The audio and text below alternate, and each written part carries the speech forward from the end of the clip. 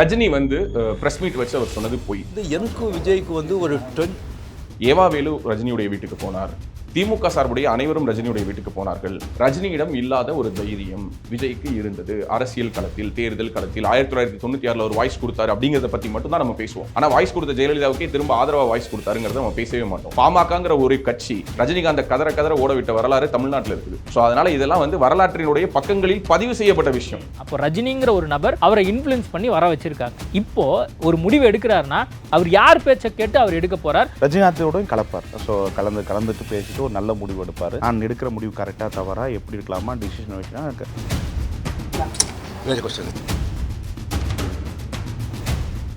இந்த இடத்தில் நான் இன்னொரு மிகப்பெரிய ஒரு மனிதர், ஒரு பெருந்தகை, அவரை பற்றி நான் பேசணும்னு நினைக்கிறேன். Super star Rajinikanth. ஓகே, உங்களுக்கு ரொம்ப பிரச்சனை. நீங்க தொடப்போட நடிகர் யாருங்கிறது உலகம் எல்லாரும் வந்து பார்த்துருக்காங்க. ரஜினி வந்து பிரஸ் மீட் வச்சு அவர் சொன்னது பொய். ஓகே, அவர் வந்து விஜய் முதல்வராவதை நான் தடுக்கிறேன் அப்படின்னு சொல்லி வந்த நியூஸ்ல வந்து உண்மை இல்லைன்னு சொன்னாரு. அவர் சொன்னதுல தான் உண்மை இல்லை. 200% இந்த ஒட்டுமொத்த பிளான்லையும் கீ பர்சன், நான் மறுபடியும் சொல்றேன், அவர் தான் இதை இனிஷியேட் பண்ணாரான்னு தெரியாது. இந்த டாக்ஸ் இனிஷியேட் ஆகுதுன்னு தெரிஞ்ச உடனே ரஜினியுடைய வீட்டில் தான் அனைத்து சந்திப்புகளும் நடந்தது. உதயநிதி ஸ்டாலின் ரஜினியுடைய வீட்டுக்கு போனார். ஏவாவேலு ரஜினியுடைய வீட்டுக்கு போனார். திமுக சார்புடைய அனைவரும் ரஜினியுடைய வீட்டுக்கு போனார்கள். இதில் ஒரு படி மேலே போயிட்டு சொல்லணும்னா, இப்படியான ஒரு அலையன்ஸ் அவர் ஃபார்ம் பண்றேன் அப்படிங்கிறத அவர் மேலனா நான் சொல்றது மத்திய அரசினுடைய அதிகார மையங்களாக இருக்கக்கூடிய ஒரு சிலரிடம் சொல்லிவிட்டு தான் அவர் இதை செய்தார். முதலில் அவர்களுக்கு இதில் பெரிய உடன்பாடு இல்லை. ஏன்னா அவங்க என்ன நினைச்சாங்க அப்படின்னா, ஏதோ ஒரு தருணத்தில் விஜய் வந்து அதிமுகவிடம் ஆதரவு கேட்டு வருவார்னு அவங்க நினைச்சாங்க. ஸோ பாஜகவினுடைய எண்ண ஓட்டம் என்னவாக இருந்ததுன்னா, அதிமுகவிடம் ஆதரவு கேட்டு வருவாங்க, ஒரே ஒரு எம்எல்ஏ தான் இருக்காங்க, இவங்க வெளியில் ஸ்டெப் அவுட் ஆகிக்கிட்டாலும் தாவேகா வித் அதிமுக அப்படிங்கிற ஒரு கூட்டணி ஆட்சி அமையும். இதனுடைய கனெக்டிங் த டாட்ஸ் மாதிரி நீங்கள் பார்த்தீங்கன்னா, லீமா ரோஸ் ஒரு இடத்துல சொல்லியிருப்பாங்க, தாவேகாவுக்கும் அதிமுகவுக்கும் இடையில் பேச்சுவார்த்தை நடக்கிறது. ஸோ அப்படிதான் அது இனிஷியலாக ஸ்டார்ட் ஆச்சு. ஆனால் இவர்கள் தரப்பில் இருந்து வைக்கப்பட்ட டிமாண்ட்ஸ், அதாவது விஜய் தேர்தலுக்கு முன்பாக என்ன டிமாண்ட் வச்சாரோ, 2.5 வருஷம் நான் 2.5 வருஷம் நீங்கன்னு சொன்னதை திரும்ப இவங்க வச்சாங்க. நாங்கள் 2.5 வருஷம், நீங்கள் 2.5 வருஷம். 2.5 வருஷம் துணை முதல்வர் கான்செப்ட்லாம் இல்லை, நீங்கள் 2.5 வருஷம் முதல்வர், நாங்கள் 2.5 வருஷம் முதல்வர், அதிலும் நாங்கள் முதல் 2.5 வருடங்களை ஆளுவோம் அப்படின்னு சொல்லி அதிமுக தரப்பிலிருந்து கோரிக்கை வைக்கப்பட்டுச்சு. அதை ஏன் தாவேகா நிராகரிச்சதுன்னா, 2029 ஒருவேளை ஒரே நாடு ஒரே தேர்தல் வந்தால் 2.5 ஆண்டுகள் அதிமுக ஆண்டு விடுவார்கள். வெறும் 6 மாதம் தான் யார் ரூல் பண்ணுவா? தாவேகா ரூல் பண்ணுவாங்க. அதுலேயுமே நீங்கள் எலெக்ஷன் கோட் ஆஃப் கான்டக்ட் இம்ப்ளிமெண்டேஷன்லாம் வச்சோம்னா 1 மாதம் இல்லை 2 மாதம் தான். 1 மாதம் 2 மாதத்துக்கு சிஎம்மா இருக்கணுமா? பேசாமல் அந்த 1 மாதம் 2 மாதம் நாங்களே இருந்துருவோம்னு சொல்லி தங்களை ஏமாற்றுவதற்கான ஒரு யுக்தியாக இதை அதிமுக பயன்படுத்துவார்களோ என்ற ஒரு பயம் அங்கே இருக்கக்கூடிய மிக முக்கியமான அந்த ஆலோசனை வழங்கக்கூடிய இடத்தில் இருக்கக்கூடிய பெரும்புள்ளிகளுக்கு வந்து சூப்பர் ஸ்டாருக்கு வாங்க. சூப்பர் ஸ்டார் வந்து இந்த மாதிரி வெளிப்படையா பேட்டி கொடுத்தார். நான் வந்து அந்த அளவுக்கு தரங்கட்ட ஆள் இல்லை அப்படிங்கிற ஸ்டேட்மெண்ட்டை சொன்னார். எனக்கும் முக ஸ்டாலினுக்கும் கிட்டத்தட்ட 35-38 வருஷம் வரைக்கும் நாங்கள் வந்து அந்த அளவுக்கு நண்பர்களாக இருந்திருக்கோம் அப்படின்னு வந்து சொல்லியிருக்கார். என்னோட வயசும் விஜயனுடைய அந்த ஏஜும் வந்து கிட்டத்தட்ட 25 வயசுக்கு டிஃப்ரென்ஸ் இருக்குது. அந்த ஜென்ரேஷன் வேற, இந்த ஜென்ரேஷன் வேற. அவர் வந்து நல்லா இருக்கக்கூடாதுன்னு நான் நினைப்பேனா அப்படிங்கிறதெல்லாம் அவர் வந்து வெளிப்படையாக சொன்னார். இதுவரைக்கும் ரஜினி அவர்கள் எப்பயுமே மனசில் பட்டதை வெளிப்படையாக பேசக்கூடிய நபர். அது மட்டும் இல்லாமல் உங்களுக்கு நல்லா தெரியும், எனக்கு வள்ளுவருக்கு காவி சாயம் பூசுற மாதிரிலாம் எனக்கு ஒன்றும் பூசிட முடியாதுன்னு வெளிப்படையாக பாஜக எந்த அளவுக்கு அழுத்தம் கொடுத்ததோ அதையெல்லாம் தாண்டி நான் மனசில் பட்டதை நான் வெளிப்படையாக சொல்லுவேன். நான் பாஜகலாம் இல்லைங்கன்னு வெளிப்படையாக சொன்ன நபர். அப்போது இவ்வளோ வருஷம், கிட்டத்தட்ட அவருக்கு 70 வயசு ஆச்சு. 70 வயசு வரைக்கும் அவர் வந்து எப்படி வாழ்ந்திருக்காரு, எவ்வளோ வெளிப்படைத்தன்மையாக பத்திரிகையாளர் சந்திச்சிருக்காரு அப்படிங்கிற எல்லாம் இருக்கும்போது நீங்கள் புதுசாக ஒரு கதையை உருவாக்குற மாதிரியும் புதுசாக ஒரு நேரட்டிவ் செட் பண்ணுற மாதிரி அவரை பற்றி ஒரு தப்பான அபிப்பிராயத்தை மக்கள் மத்தியில் நீங்கள் அவருடைய பேருக்கே டேமேஜ் பண்ணுற மாதிரிலாம் பண்ணுறீங்க. சிவபிரியன் பேசினாரு, கோலப்பன் பேசினாரு, ஷபீர் பேசினாரு, தமிழ்நாட்டில் இருக்கக்கூடிய அனைத்து பிரதான ஊடகவியலாளர்களும் ரஜினியுடைய ரோல் இதுல இருந்ததுன்னு பேசினாங்க. ஆனா அந்த சம்பவத்துக்கு பின்பாக ரஜினி அவர்கள் பத்திரிகையாளர் சந்திப்பு நடத்த பின்பாக வெளிப்படையா சொல்லிட்டாரு. காரணமா அவங்க அதை பத்தி பேசாம கடந்து போயிட்டாங்க. உண்மையாகவே இதில் ரஜினி அவர்களுடைய பங்களிப்பு மிக பெரியது. மறுபடியும் சொல்றேன், நீங்க சொன்ன மாதிரி எனக்கு அவர் மேல் மிகப்பெரிய ஒரு மரியாதை இருக்கிறது. அந்த மரியாதை எதன் அடிப்படையில்னா, வாழ்க்கையில் ஒரு கண்டக்டராக இருந்தவர் தன்னுடைய கனவுகளை நோக்கி ஓடி இன்னைக்கு பேன் ஏஷியாவினுடைய சூப்பர் ஸ்டாராக இருக்காரு. அந்த ஒரு தன்னம்பிக்கை, அந்த ஒரு தொழில் மேல இருக்கக்கூடிய பக்தி, இன்னைக்கு 70-75 வயசுலையும் அவர் உழைச்சிக்கிட்டே இருக்கணும்னு நினைக்கிறாரு. இந்த டெடிகேஷன்ஸ் இது எல்லாத்துக்கும் சூப்பர் ஸ்டார் ரஜினிகாந்த் அவர்களை நானும் தலை வணங்குகிறேன். ஆனால் இந்த இடத்தில் அவர் சொன்ன வார்த்தையை நான் திரும்ப சொல்ல விருப்பப்படலை. அவர் எப்படி சொன்னாரோ தான் அப்படிப்பட்டவர் இல்லை என்று, ஆனால் அப்படிப்பட்டவராகத்தான் அவர் நடந்து கொண்டார். அவர் தான் இதில் கீ பர்சன். அவர் தான் இந்த இல்ல அனைத்து விஜய் ஊடகங்களையும் ஆட்சி வரக்கூடாது Of course. அப்படின்னு ரஜினி Of நினைச்சாரா? course, of எனக்கு course. என்ன பொறாமை உண்மை. கேக்குறாரு. என்ன பொறாமை கேக்குறாரு? அவருக்கு என்ன பொறாம நான் சொல்றேன். 2001 நான் வந்து கட்சி ஆரம்பிச்சிருந்தா நான் ஜெயிச்சிருப்பேன்னு சொல்றாரு இல்லையா? ஆமா. அது செய்தியாளர் கேட்டாங்க. நீங்க ஒருவேளை நினைக்கிறீங்களா 2001 நீங்க அப்ப அவர் என்ன சொல்லி கட்சி ஆரம்பிச்சா ஜெயிச்சிருக்கீங்க? Of course அப்படின்னு சொல்லி அவர் சொல்றாரு. அப்போ 2001 தனக்கு கிடைக்காத ஒரு வாய்ப்பு தற்போது இன்னொருவருக்கு கிடைத்திருக்கிறது. ஸோ திரைத்துறையை பொறுத்த மட்டும் நான் மறுபடியும் சொல்றேன், ரஜினியுடைய உயரம் வேற, விஜயுடைய உயரம் வேற. ரஜினி எங்கேயோ இருக்காரு, விஜய் இங்கே தான் இருக்காரு. ரஜினி அவர்கள் தொட்ட வெற்றிகளை, ரஜினி அவர்களுடைய படங்கள் கிரியேட் பண்ண பாக்ஸ் ஆஃபீஸ் ரெக்கார்ட்ஸை விஜயுடைய படங்கள் பண்ணல. ஆனால் ரஜினியிடம் இல்லாத ஒரு தைரியம் விஜய்க்கு இருந்தது. அரசியல் களத்தில், தேர்தல் களத்தில் 1996 ஒரு வாய்ஸ் கொடுத்தாரு அப்படிங்கிறத பத்தி மட்டும் தான் நம்ம பேசுவோம். ஆனா வாய்ஸ் கொடுத்த ஜெயலலிதாவுக்கே திரும்ப ஆதரவா வாய்ஸ் கொடுத்தாருங்கிறத நம்ம பேசவே மாட்டோம். பாமகங்கிற ஒரு கட்சி, இவங்க எல்லோரும் சொல்வது போல வட மாவட்டங்களில் மட்டுமே இருக்கக்கூடிய கட்சி, ரஜினிகாந்த் கதற ஓட விட்ட வரலாறு தமிழ்நாட்டில் இருக்குது. ஸோ அதனால இதெல்லாம் வந்து வரலாற்றினுடைய பக்கங்களில் பதிவு செய்யப்பட்ட விஷயம். ஸோ அதனால தன்னுடைய மேல காவி சாயம் பூசாதீங்கன்னு சொல்லக்கூடிய அவர் தான் ஒரு பக்கம் வந்து கூட்டமா எல்லாரும் நிக்கிறாங்க, ஒரு பக்கம் ஒருத்தர் தனிச்சு நிக்கிறாரு, யார் பலசாலி அப்படின்னு சொல்லிட்டு இன்டைரக்டா மோடி அவர்களுக்கு தன்னுடைய சப்போர்ட்டை தெரிவிச்சிருக்காரு. அவர் பாஜக ஆதரவாளர் அப்படிங்கிறத சொல்றதுல அவருக்கு சில சங்கடங்கள் இருக்கலாம். அதனாலதான் அவர் தனி கட்சிங்கிற ஒரு எண்ணத்துக்கே போனார். ஆனால் நான் ரொம்ப வெளிப்படையா சொல்றேன், இது அவர் முன்னெடுத்த விஷயங்கள், அதாவது இந்த அரசு அமைவதற்காக அவர் முன்னெடுத்த விஷயங்கள்ல ஒரு கட்டத்துல அவர் நீங்க ஆரம்பத்துல நீங்க என்ன நடந்ததுன்னு சொல்ல மாறுறீங்க அப்படிங்கறதுக்காக நான் சொல்ல வரேன். நீங்க தான் சொன்னீங்க ஆரம்பத்துல உதயநிதி ஸ்டாலின் ரஜினியோட வீட்டுக்கு வந்தாரு, வந்தாரு நீங்க சொல்றீங்க. இப்ப நீங்க சொல்றீங்க ரஜினி அவர்கள் தான் அந்த இனிஷியேட் பண்ணாரு அப்படின்னு நீங்க சொல்றீங்க. அப்ப நீங்க சொல்ற இடத்துல நீங்க மாறுபடுறீங்க. மறுபடியும் சொல்றேன், ரொம்ப தெளிவா சொல்றேன். இந்த முன்னெடுப்பை எடுத்ததாக திரு சி வி சண்முகம் என்ன சொன்னாரு, தனக்கு யாரோ 2 திமுக அமைச்சர்கள் பேசினாங்க அப்படின்னு சொன்னாரு. ஸோ அப்படி பேசிய அமைச்சர் யாருன்னா, ஒருவர் ஏவாவேலு, மற்றொருவர் KN நேரு. இந்த 2 பேர் தான் திரு சி வி சண்முகமிடம் பேசியவர்கள். அவர் இந்த பேரை சொல்லலை, இப்போ நான் சொல்றேன். ஏவாவேலு ரஜினி அவர்களுக்கு மிகவும் நெருக்கமானவர். திரு ரஜினி அவர்களுக்கும் திருவண்ணாமலையில் ரிசார்ட் இருக்கு. திருவண்ணாமலையில் மிகப்பெரிய சொத்து பத்துகளை வைத்து கல்வி நிறுவனங்கள் நடத்தி கொண்டு ஒரு முடிசூடா மன்னன் போலவே விளங்கி கொண்டிருப்பவர் ஏவாவேலு. ஏற்கனவே இருவருக்கும் அவர் திரைப்பட விநியோகஸ்தராகவும் தயாரிப்பாளராகவும் இருந்தவர். பல வருட நண்பர்கள். இவர் ஏசி சண்முகம், சூப்பர் ஸ்டார், இவங்க எல்லோருமே பல வருட நண்பர்கள். அந்த நட்பின் அடிப்படையில் ஏவாவேலு தான் இந்த ஒட்டுமொத்த பிளானுடைய கீ டிரான்சாக்ஷன் பர்சன். அதாவது ரஜினி என்ன நினைக்கிறாருங்கிறத திமுகவிடமும், திமுக என்ன நினைக்குதுங்கிறத அதிமுகவிடமும் பேசுவதற்காக ஃபிக்ஸ் பண்ணப்பட்ட நபர் ஏவாவேலு. ஏன்னா அவருக்கு ஒரு பெரிய சர்வைவல் கிரைசிஸ் இருந்தது. அவருக்கு பொறுப்பாக கொடுக்கப்பட்ட கிட்டத்தட்ட 43 தொகுதியில் 4-5 தான் அவர் ஜெயிச்சார். ஸோ மிகப்பெரிய படுதோல்விக்கு காரணமான அவர், நானே இந்த தோல்விக்கு பொறுப்பெடுத்துக்கிறேன், இதனுடைய ஒட்டுமொத்த டிரான்சாக்ஷனில், அதாவது அதிமுக சைடில் ஏதாவது டிமாண்ட்ஸ் இருந்தாலும், ஃபினான்ஷியல் டிமாண்ட்ஸ் இருந்தாலும், வேறு எந்த பிரச்சனைகள் இருந்தாலும் ஐ வில் டேக் கேர்னு சொல்லி இதில் களமிறங்கியவர் திரு ஏவாவேலு. உதயநிதி ஸ்டாலின் இந்த திட்டத்தை முன்மொழிந்தார். நான் ஓப்பனாக சொல்றேன்.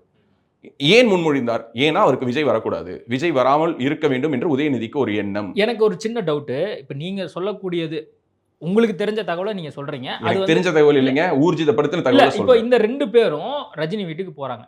ரஜினி எந்த இடத்துல கன்வின்ஸ் ஆயிப்பாரு நீங்க நினைக்கிறீங்க? ஏன்னா ரஜினிக்கும் இதுதான் எண்ணம். அவர் சொன்னார் இல்லையா, ஆச்சரியம் கலந்த சந்தோஷம். 38 வருஷம் அது ஆச்சரியம் கலந்த சந்தோஷம் இல்ல. பழகிய நண்பரை சந்திக்க போனாரு. ஆச்சரியம் கலந்த சந்தோஷம் இல்ல, அது ஆச்சரியம் கலந்த அதிர்ச்சி. அவருக்கு அவ்வளவுதான், அவருக்கு ஆச்சரியம் கலந்த அதிர்ச்சி. இல்ல, அவரு இன்னொரு ஸ்டேட்மெண்ட்டே சொன்னார். ஒருவேளை கமலஹாசன் ஜெயிச்சிருந்தா கூட எனக்கு பொறாமையா இருந்திருக்குமோ என்னவோ அப்படின்னு சொல்லி சிரிச்சிட்டு ஈஸியா கடந்து போனார். சூப்பர் ஸ்டாருடைய பெருந்தன்மையை பாராட்டுவதற்கு 1000 விஷயங்கள் இருக்கிறது. இந்த இடத்தில் அவர் இதில் சூத்திரதாரியாக செயல்பட்டார். அவர் பிரஸ் மீட் கொடுத்தது அவருடன் இருந்தவர்களே ரசிக்கவில்லை. அவருடைய நெருங்கிய ஆதரவாளர்கள், சோஷியல் மீடியாவில் பேசுறவங்களா இருக்கட்டும், அல்லது அவருடைய ரஜினி ரசிகர் மன்றத்தை சேர்ந்தவர்களா இருக்கட்டும், அல்லது மிக நெருங்கிய அரசியல் வட்டாரங்களை சேர்ந்தவர்களா இருக்கட்டும், அவர்கள் அனைவருமே அவரிடம் அழைத்து சொன்னது என்னன்னா, இதை நீங்க தவிர்த்திருக்கலாம், இதன் மூலமாக இன்னும் இந்த சந்தேகத்தை வலுப்பெற செய்து விட்டீர்கள். ஆனா அதுக்கு அவர் சொன்ன பதில் என்னன்னா, இப்படி நான் ஒரு ஸ்டேட்மெண்ட் கொடுத்துட்டா இதுக்கு ஒரு முற்றுப்புள்ளி வச்சிருவாங்க அப்படின்னு சொல்லி எனக்கு ஒரு சீனியர் ஜெர்னலிஸ்ட் சஜஸ்ட் பண்ணாரு. நான் இதுக்கான விளக்கம் கொடுக்கலைன்னா இதை பத்தி பேசிக்கிட்டே இருப்பாங்க. இப்படியான ஒரு விஷயம் என் மேல இருக்க விருப்பப்படலை. நம்ம அட்டெம்ப்ட் பண்ணது அப்படிங்கிறது அவர் சீக்கிரட்டா இருக்கும்லாம் நினைச்சலாம் அவர் பண்ணல. அவர் ரொம்ப ஓப்பனாக தான் பண்ணார். ஏன்னா அவருக்கு என்ன நம்பிக்கை இருந்ததுன்னா, எப்படியோ இந்த கவர்மெண்ட் ஃபார்ம் ஆகாமல் இருக்கும், இந்த 108 அப்படிங்கிற எண்ணிக்கையில் இது இப்படியே இருக்கும், ஒன்று மறு தேர்தலுக்கு போகும், அப்படி இல்லைன்னா இவர் ஆட்சி அமைக்க முடியாமல் இருக்கக்கூடிய ஒரு சூழல், குடியரசுத் தலைவர் ஆட்சி, இப்படியான பாசிபிலிட்டிஸ் தான் இருக்குமே தவிர, இப்படி IUML வருவாங்க, இப்படி VCK வருவாங்க, இப்படி காங்கிரஸ் வருவாங்க அப்படிங்கிற ஒரு எண்ணம் வந்து அவருக்கு மட்டுமல்ல, திரு ஸ்டாலின் அவர்களுக்கும் இல்லை, திரு எடப்பாடி பழனிசாமி அவர்களுக்கும் இல்லை. திரு CV சண்முகம் அவர்களிடம் இந்த செய்தியை சொன்ன உடனே அவருக்கு மிகப்பெரிய அதிர்ச்சியாக இருந்ததுன்னு சொன்னார்ல, அது உண்மை. திரு வேலுமணி அவர்கள் உடனடியாக அவரும் ஒரு ஆல்டர்னேட் ரூட் எடுக்கிறார். அவர் என்ன ஆல்டர்னேட் ரூட் எடுக்கிறாரு அப்படின்னா, திரு எடப்பாடி பழனிசாமி அவர்களுக்கும் திரு CV சண்முகம் அவர்களுடைய ஸ்டாண்டுக்கும் இடையில அவர் தான் முதல்ல பிரிட்ஜிங் கேப்பா இருக்காரு. பேசி பார்க்கலாம், பேசி ஏதாவது சரி பண்ணி பார்க்கலாம், நம்ம தாவேக்காவுக்கு ஆதரவு கொடுக்கக்கூடிய ஒரு இடத்துக்கு நகரலாம் என்று பல முறை அவர் எடப்பாடி பழனிசாமி அவர்களை சந்திக்கிறார். ஆனால் திரு எடப்பாடி பழனிசாமி அவர்களுடைய மகன் திரு மிதுன் அவர்களும் உதயநிதி அவர்களும் தொடர்ந்து பேச ஆரம்பிக்கிறாங்க. இவங்க 2 பேரும் சேர்ந்து பேச ஆரம்பிக்கக்கூடிய விஷயத்தை அடுத்தடுத்த கட்டத்துக்கு மெட்டீரியலைஸ் பண்றதுல திரு சூப்பர் ஸ்டார் ரஜினிகாந்த் அவர்கள் ஒரு கைடிங் ஃபோர்ஸா இருக்கிறாரு. அவரே இனிஷியேட் பண்றாரா இல்ல அவரே அடுத்த லெவலுக்கு எடுத்துட்டு போகணும்னு நினைக்கிறாரு அப்படிங்கிற மாதிரி நீங்க சொல்றீங்களா? அவருக்கு எண்ணம் என்ன நான் சொல்லிடுறேங்க. இல்ல அவருக்கு எண்ணம் என்ன நான் உங்களுக்கு ஓபனா சொல்றேன். ரஜினிகாந்துக்கு என்ன பிரயோஜனம்? அதுதான் நான் சொல்றேன். என்னன்னா சூப்பர் ஸ்டாருக்கு என்ன பிரயோஜனம் இது? அதுதான் நான் சொல்றேன். என்னன்னா திரைத்துறையில் தன்னுடைய வாழ்நாளில் அவர் தொட்ட உயரத்தை வேறு யாரும் தொடவில்லை. எம்ஜிஆருக்கு பிறகு தமிழ்நாட்டில் சினிமால இருந்து ஒருத்தர் வந்து அரசியல்ல ஜெயிச்சதில்லை, முதல்வர் ஆனதில்லை அப்படிங்கிற ஒரு ரெக்கார்டை அவர் ஹோல்டு பண்றாரு. ஒருவேளை வந்திருந்தா அவருக்கு கிடைச்சிருக்கும் அப்படிங்கிறத எல்லோரும் நம்புறாங்க. நான் நம்புறேன், நீங்க நம்புறீங்க, அவரும் நம்புறாரு.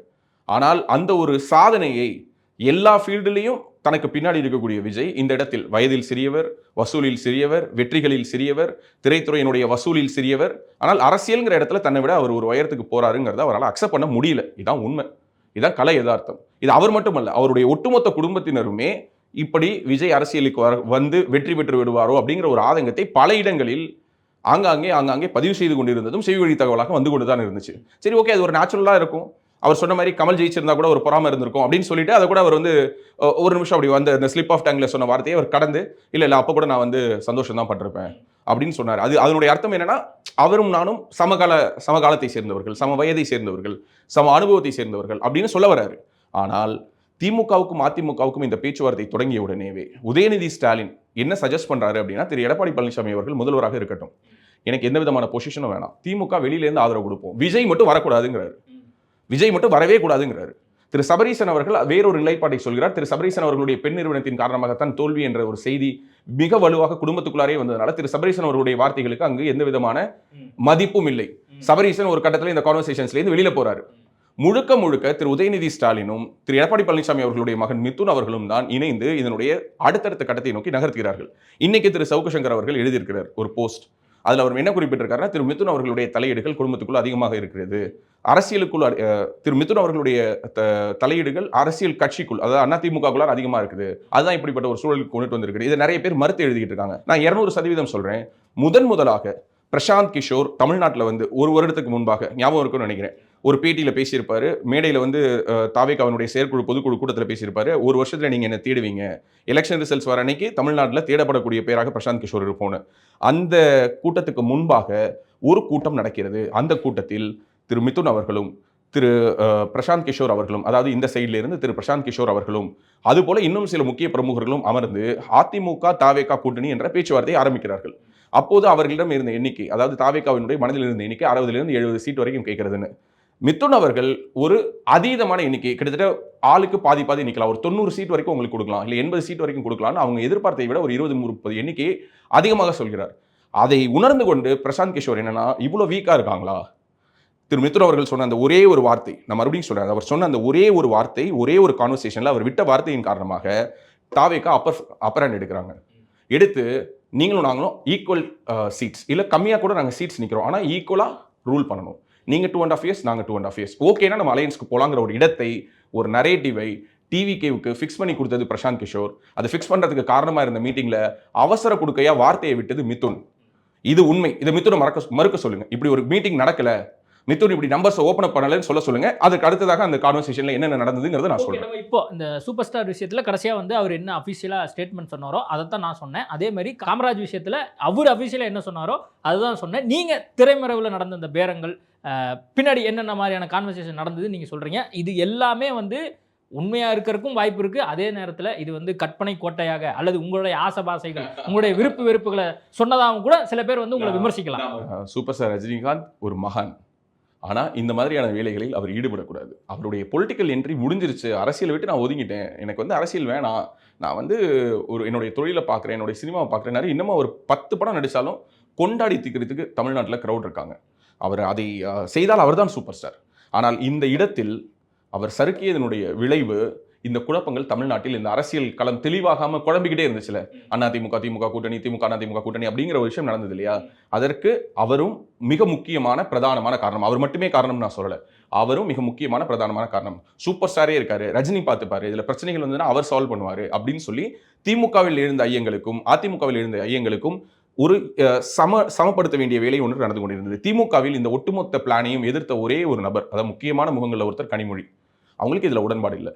அதிமுகவில் இதை முழுமையாக எதிர்த்த ஒரே நபர் சி.வி. சண்முகம். வேலுமணி அவர்கள் உட்பட அனைவருக்குமே இதில் ஒரு சர்டன் எக்ஸ்டென்ட்க்கு மேல ஒருவேளை டிவிக்கே இல்லைன்னா ஏதோ ஒரு வகையில் கவர்மெண்ட் ஃபார்ம் பண்ணுவோம், நம்ம தொடர்ந்து எதிர்க்கட்சியாவே இருக்க முடியாது, ஸோ எதிர்க்கட்சியா இல்லாமல் நம்ம அதிகாரத்தில் போய் உட்காரணுங்கிற எண்ணம் இருந்தது. அதனுடைய விளைவு தான் அங்கே இருந்து மறுபடியும் ஒரு ஸ்பிளிட் ஆகி கிட்டத்தட்ட ஒரு 25 பேர் போயிட்டு தாவேகாவுக்கு ஆதரவாக வாக்கு செலுத்தினது. நான் மறுபடியும் சொல்றேன், இதை தாண்டி இந்த முறை குதிரை பேரம் நடந்ததாக வந்த நிகழ்வுகள் உங்களுக்கு தெரியும். கிட்டத்தட்ட 25 எம்எல்ஏக்கள் ஓட் பண்ணாங்க. ஓட் பண்ணும்போது அவங்களுக்கு கொடுக்கப்பட்ட ப்ராமிஸ் 4 மினிஸ்ட்ரி 10 வாரியம் இது போன்ற ப்ராமிஸின் அடிப்படையில் தான் அவங்க. நான் ஏன் இது எல்லாத்தையும் சொல்றேன் அப்படின்னா, நான் ஒரு விசில் ப்ளோவர், நான் பின்னாடி நடந்ததெல்லாம் சொல்றேங்கிறதெல்லாம் இல்லை. கடந்த 10, 15, 20 நாட்களாக தமிழ்நாட்டில் நடந்த இந்த அரசியல் நிகழ்வுகள் உண்மையாகவே தமிழ்நாடு அரசியல் எவ்வளவு ஒரு தரம் கெட்ட இடத்தை நோக்கி நகர்கிறது என்பதற்கான உதாரணமாக இருந்தது. திருமாவளவன் அதனால மட்டும் கிடையாது. இது என்னுடைய மனசுக்குள்ள இருக்கக்கூடிய விஷயம். இதை நான் சங்கர் கிட்ட சொல்லணும் இல்லை, நானே என்னுடைய சேனல்ல ஒரு கேமரா ஆன் பண்ணி வச்சு சொல்லலாம், இல்லை நான் ஃபேஸ்புக்ல எழுதலாம், இல்லை எனக்குள்ளார சொல்லாமலே இருக்கலாம். ஆனால் இங்கு செலக்டிவ் ஜேர்னலிசமா ஒன்று நடக்குது இல்லை. இப்போ ஒரு உதாரணத்துக்கு திருமாவளவன் அவர்கள் ஆதரவு கொடுப்பதற்கு நிலைப்பாடை தள்ளி போட்டுக்கொண்டே போனார். எம்ஏ பேபி அவர்கள் சொன்னார், திமுகவும் அதிமுகவும் பேசினுச்சு, எங்களை ஆதரவு கேட்டாங்க, நாங்கள் கொடுக்க விருப்பப்படலை, மக்களுடைய மேண்டேட்டுக்கு எதிராக போறோம்னு. திரு எம்ஏ பேபி அவர்கள் பேசினது தவறுனாங்க. வில்சன் யாரு, ராஜ்யசபா எம்பி, இங்க ஒரு மிக முக்கியமான திமுகவினுடைய சட்ட முகமாக இருக்கக்கூடியவர், அவர் அப்படி ஒரு விஷயமே நடக்கலன்னாரு. ஆர்எஸ் பாரதி மறுத்தாரு. ஆனால் இதற்கு பின்னாடி இவ்வளவு விஷயங்கள் நடந்தது. திமுகவும் அதிமுகவும் கருத்தியல் ரீதியாக ஒன்று சேர்ந்து விஜய் எதிர்ப்பதுங்கிற இடத்துக்கு வந்துட்டாங்கன்னா, இந்த ரெண்டு கட்சியும் ஒன்று, இந்த ரெண்டு கட்சிக்கும் சித்தாந்தம் கிடையாது, இந்த ரெண்டு கட்சிக்கும் கொள்கை கிடையாது, இந்த ரெண்டு கட்சிக்கும் எதுவுமே கிடையாதுங்கிறத நான் இந்த வீடியோ மூலமா சொல்லணும்னு நினைக்கிறேன். நான் சொல்லணும்னு நினைச்சது அது கிடையாது, எனக்கு இதெல்லாம் தெரியுங்கிறது இல்லை. இந்த ரெண்டு கட்சிகளுமே எந்த அளவுக்கு ஒரு கேவலமான ஒரு இடத்தை நோக்கி தங்களை நகர்த்தி கொண்டு செல்கிறார்கள் தாவேகா மேல் இருக்கக்கூடிய பயத்தினால் என்பதை நான் சொல்ல விருப்பப்படுறேன். அண்ணாமலையை பொறுத்த வரைக்கும் அவர் ஸ்ட்ரைட் ஃபார்வர்டா எதுவுமே பேசக்கூடிய ஒரு நபர். தேர்தல் முடிஞ்ச உடனே, ரிசல்ட் முடிஞ்ச உடனே நான் பேச போறேன் அப்படின்னு சொல்லியிருந்தாரு. ரிசல்ட் வரைக்கும் பொறுங்கன்னா நான் பேசுறேங்கண்ணா அப்படின்னாரு.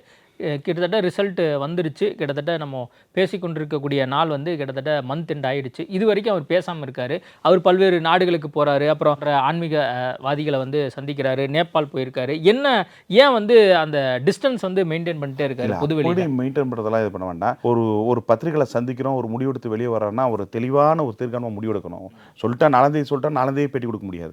ஸோ அடுத்த ஸ்டெப்பு போகிறதுக்கு ஒரு பயிற்சி எடுக்கணும் இல்லையா? அவருக்குள்ள ஒரு விஷயம் டிசிஷன் எடுக்கிறது கரெக்டாக தப்பா நம்ம அப்படின்ற ஒரு பயிற்சி, சுய பரீட்சை இருக்கு. அந்த சுய பரீட்சை இதில் தான் இப்போ பயணிட்டு நான் பார்க்குறேன். அதெல்லாம் ஒரு கிளியாரிட்டியான ஒரு வரப்போது அவருக்கு ஆலோசனை கொடுக்கக்கூடிய இடத்துல வேற யார் இருக்கா? இப்போ முன்னாடி அவருக்கு எதுக்கு ஆலோசனை? ஐபிஎஸ் ஐஏஎஸ் இருக்கும் பொழுது அவர் ரஜினிக்காக தான் வந்தார் அப்படிங்கிறது எல்லாருக்குமே தெரிஞ்ச விஷயம்.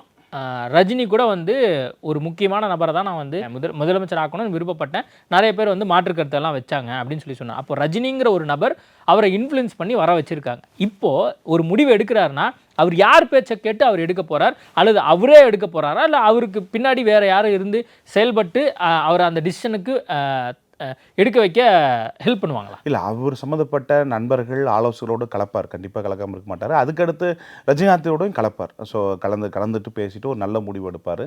மூத்தவர்களையும் கலப்பார். அவர் அணுகக்கூடிய பிடித்தவர்கள் யார் இருக்காங்களோ அவங்கள அணுகி நான் எடுக்கிற முடிவு கரெக்டாக தவறா, எப்படி இருக்கலாமா, டிசிஷன் விஷயம் பகுப்பாய்வு செய்யப்பட்டு கலந்துக்கிட்டு தான் முடிவு எடுப்பார். அதுக்கான டைம் தான் இந்த டைம்னு எடுத்துக்கிறேன். பிரீத்திங் ஆஃப் டைம் எடுக்கிற போது ஒரு தெளிவான முடிவு தான் மக்களை சந்திக்கணும். ஸோ அடுத்து சந்திக்கிறாருன்னா என்னுடைய பாதை, என்னுடைய மிஷன் இப்படி தான் இருக்குது, இதை நோக்கி தான் நான் பயணிக்க போகிறேன், இதுக்கு எனக்கு நீங்கள் ஆதரவு கொடுங்க, வாய்ப்பு கொடுங்கன்னு பேசணும். நாளந்தை முடிச்ச உடனே பேட்டி கொடுக்கணும்னா விஷயம் எல்லாம் என்ன பேட்டி கொடுக்க முடியும்? ஒரு தலைவர், அவர் மக்கள் தலைவர் உருவெடுத்திருக்காரு, குறுகிய காலத்திலே மக்கள் மனதை கவர்ந்த தலைவர். அப்படி பார்க்குற போது ஒரு டிசிஷன் எடுக்கிறப்போ, ஒரு மிஷனை கொண்டு வரபோது அதுக்கான விஷயங்களுக்கான டைம் தான், பிரீத்திங் டைம் தான் இதுன்னு பார்க்கணும். இப்போ டிவிக்கு அரசாங்கம் அடுத்த 10 வருஷம் அவங்க தான் இருக்க போகிறாங்க அப்படிலாம் பேச ஆரம்பிச்சிட்டாங்க. இப்போ அண்ணாமலை புதுசா கட்சி ஆரம்பிக்கிறாருன்னு திமுக கூட என்ன சொன்னாங்க, அப்படியே ஆட்சியை பிடிச்சிருவாரா? 2029 எல்லா தொகுதியிலும் போட்டிட்டுருவாரா? 31ல 234 திமுக கூட நாங்கள் 2ஆம் முறை திராவிட மாடல் .2 அப்படின்னு போட ஆரம்பிச்சிட்டாங்க. ஸோ வந்துச்சா வரல. அதே மாதிரி அதிமுக கூட நாங்கள் தொடர்ந்து 3ஆம் முறையும் நாங்கள் தான் வருவோம்னு சொன்னாங்க, வந்துச்சா வரல. அப்புறப்போ ஒரு ஆட்சியில் உட்காரவங்க எப்பவுமே நாங்கள் இன்னும் ஒரு 25 வருஷம் நாங்கள் தான் இருப்போம்னு சொல்லுவாங்க. அது இயற்கை, அது சொல்கிறது அதுக்கு அதை பெருசாக இது பண்ணோம். ஆனால் விஜய் அவர் எடப்பாடி எப்படி முதலமைச்சர் ஆகிட்டு அடுத்த முதலமைச்சர் வாய்ப்பு இல்லையோ, அது மாதிரி தான் விஜய்க்கும் இதுதான் கடைசி. அந்த ஒப்பீடு முதல்ல சரியா இல்லை, சரி. எடப்பாடியும் விஜய் நீங்க ஒப்பிடுவதுங்கிறது 2 வருஷத்துல கட்சி ஆரம்பிச்சு ஆட்சியை பிடிச்சிருக்காரு. பாஜக ராமாராவ், எம்ஜிஆர் போன்ற ஆளுமை மிக்க Right. அரசியல்வாதிகளுடைய பாஜகன்ற அந்த இயக்கம் அரசியல் வரலாற்றையே மாற்றி எழுதியிருக்காருல்ல. பாஜக இயக்கம் தமிழகத்துல ஓட்டு போட மக்கள் விரும்ப மாட்டாங்க. அப்படி விருப்பப்படாதல விருப்பப்பட்டு போட வச்சவர் தனக்கான ஒரு பாதையை உருவாக்குறப்ப நிச்சயமா ஓட்டு போடுவாங்க, ஆதரிப்பாங்க. அப்படி எந்த மாற்றம் இல்லை. இந்த மாற்றத்துக்கான தலைவரே அண்ணாமலை தான், விஜய் கிடையாது. ஸோ விஜய் கலங்கலத்துக்குள்ள ஒரு கழகமா வந்திருக்காரு, அவ்வளோதான் ஒழிய மற்றபடி திமுகக்குள்ள ஒரு தாவேக்கா வந்திருக்கோம், மற்றபடி வேற ஒன்றும் பெருசா இல்லை. அப்படி பார்க்குறப்போ எனக்கு சரியா இருக்கும்னா நான் எப்பயுமே அந்த சோழர்கிட்ட கரெக்டாக பேசுவேன். சரியா என்னுடைய பார்வை கரெக்டாக இருக்கும்னா விஜய் இந்த தேர்தல் தான் முதலமைச்சருக்கான கடைசியாக பார்க்குறேன். அடுத்த தேர்தல் வந்து விஜய் அண்ணாமலை தலைமையில் மிகப்பெரிய கூட்டம் வச்சு ஒரு 1.5 கோடி ஓட்டுகளை பிடிச்சி அவர் ஆட்சி ஒரு மும்முனைக்கு போட்டி வர்ற போது 4 முனை போட்டி வந்தாலும் அவர் அந்த இடத்த பிடிச்சி நிச்சயமா ஆட்சி பிடிக்கிற வாய்ப்பு இருக்கா நான் பார்க்கப்படுறேன். அண்ணாமலைக்கு அடுத்த களம் அவர் பாஜகலேருந்து வெளியே வரல. ஆனா நீங்க எல்லாம் நடக்கும் பிரதர். இப்போ நான் அப்படியே விஜய்க்கு சரி ரைட் நீங்கள் எலெக்ஷன் ரிசல்ட்டே வரல, நான் 1 கோடி 40 ஓட்டு சொன்னா இல்லையா?